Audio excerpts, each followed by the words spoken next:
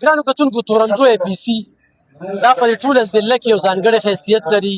کله هم چې څه مسله راغلې ده نو دا ټول په یو هیډ سره راپاڅېدلي دي. خو نن چې دا کومه مسله راغلې ده نو هغه د شیخ الحدیث حضرت مولانا محمد ادریس صاحب تورنزی چې د دغه کلي اوسېدونکي دي. نو نن پرون دوی اجلاس کړو او نن چې کوم دی نو دا په زرګونو خلک راوتلي دي. روډ یې بند کړی نه دي، یو روډ یې بند کړی دی، نو ټریفک سکیورټي فل پروف سکیورټي ده. په دغه کې چې کوم دی نو مولانا اختر بنګل صاحب سره مونږ خبرې وکړې چې د کراچۍ نه راغلو. د دوی غوښتنه ده چې قاتلان دې ګرفتار کړي شي. بله غوښتنه ده چې دا کوم چوک دی نو دې ته مخامخ د شیخ صاحب قبر دی. دې چوک لري حکومت څه منظور کړي او دا زبردست چوک جوړ کړي. دې سره سره دا غوښتنه کوي چې تر څو قاتلان نه وي ګرفتار شوي راتلونکي لایحه عمل به زمونږ ډېر سخت وي.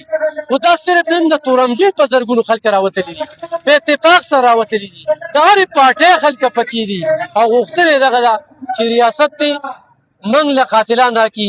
بل دلته کې تعزیت له د دغه صوبایي حکومت مشران رالل، خو یو وګړي هم داسې پاخه خبره نه راکړې، داسې خبره نه کړې چې دوی ته حوصله میلاو شوي، دوی ته تسلي میلاو شوي. په هغې باندې د پي سي صدر مشتاق خان تورنزی سخت تنقید او ګیله وکړله. نو دغه مظاهره روانه ده. مازدیګر مونږ هم په دغه سړک وکړو، ماښام مونږ هم په دغه سړک کې لږ وخت پاتې دی او دغه غوښتنه کوي چې د شیخ صاحب قاتلان دې زر تر زره ګرفتار کړي شي. دا پښتون ډیجیټل لپاره الف خان شیرپو 400.